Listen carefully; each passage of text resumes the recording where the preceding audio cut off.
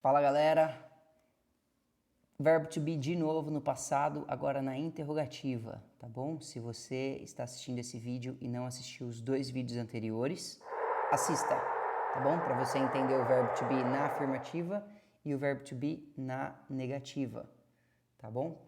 Então vamos lá. Não vou passar tudo novamente, como eu sempre repito. Se você ainda não sabe o verbo to be no presente, não adianta você querer assistir ele no passado e entender. Assista as aulas 2, 3 e 4, que é onde eu explico o verbo to be no presente, e aí você volta aqui, tá legal? Então vamos lá.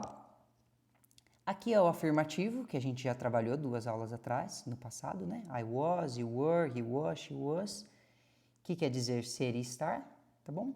E quando a gente inverte a ordem, assim como no presente, a gente está fazendo uma pergunta com o verbo to be no passado.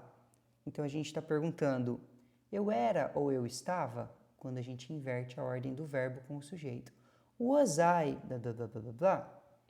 Were you, você era ou você estava? Tá? Was she, ele era ou ele estava? E assim por diante. Were we, were we, tá certo? Nós éramos, nós estávamos. Were you, vocês eram, vocês estavam, tá? Então é igual ao presente, pessoal. A única coisa que muda mesmo é o verbo, né? Assim como no português, né? É muito diferente eu dizer eu estou de eu estava. Né? Aqui também a única coisa que muda é o verbo, tá? Porque a regrinha é a mesma, tá bom? Então, os exemplos aí, agora na forma interrogativa. Was my mom really tired today? Então, my mom é she, né? Coloca entre parênteses para você identificar o sujeito aqui de forma mais fácil. Was my mom really tired today? Minha mãe estava muito cansada hoje?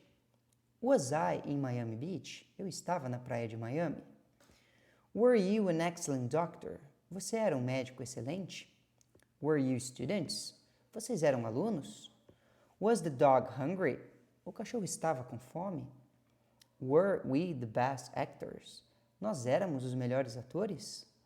Was the new teacher nice? O professor novo era legal? What time was it? Que horas eram? How old were Pedro and Felipe? Quantos anos tinham o Pedro e o Felipe? Tá? Então, nota, em português a gente não faz isso, por isso que é um pouquinho confuso pra gente.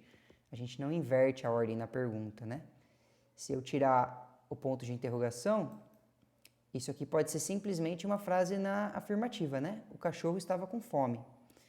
Agora é porque eu tenho um ponto de interrogação que eu sei que é uma pergunta. No inglês a gente já sabe que é uma pergunta antes de chegar no fim, antes de esperar a entonação de pergunta. Porque o verbo já mostra pra gente, por ele estar na frente, né, que é uma pergunta. Tá bom? A questão da idade já expliquei em vários vídeos. No inglês a gente se refere à idade com o verbo to be e não com o verbo ter, né, que seria o have, tá? E aí a pergunta para saber a idade de alguém no inglês tem essa estrutura. How old, verbo to be e o sujeito. Tá? Então, por exemplo, how old are you? É uma pergunta perguntando quantos anos você tem, né? Qual é a sua idade, tá? How old is she? Qual a idade dela, né? Quantos anos ela tem, tá bom? Então, para melhor entendimento do verbo to be, assista as aulas 2, 3 e 4. Se você não entendeu essa aula, assista, porque vai fazer diferença. E nada impede, pessoal, a gente de usar aquelas WH words, tá? Para fazer perguntas mais específicas. Se você também não sabe, dá uma olhadinha na aula 12, tá? Mas, por exemplo, aqui, ó, eu usei nessa pergunta, what time? Então, é uma palavrinha que começa com WH, tá? WH é o WH, né? Então, por exemplo, eu posso perguntar aqui, where were you students? Onde vocês eram alunos, tá? Então, existe uma série de palavrinhas que ajudam a gente a fazer perguntas mais específicas. Onde, quando, como, qual, tá? Dá uma assistida na aula 12 se você ainda não conhece, tá bom? Então, a estrutura, pessoal, é essa. as WH words, se necessário, para fazer uma pergunta específica. Se não é necessário, ela não aparece, tá? Verbo to be, que é o que a gente tem aqui sempre. Sujeito, tá? A pessoa, né, o sujeito. E o complemento, tá? Da pergunta. Depois, claro, ponto de interrogação. Valeu, pessoal, um abraço.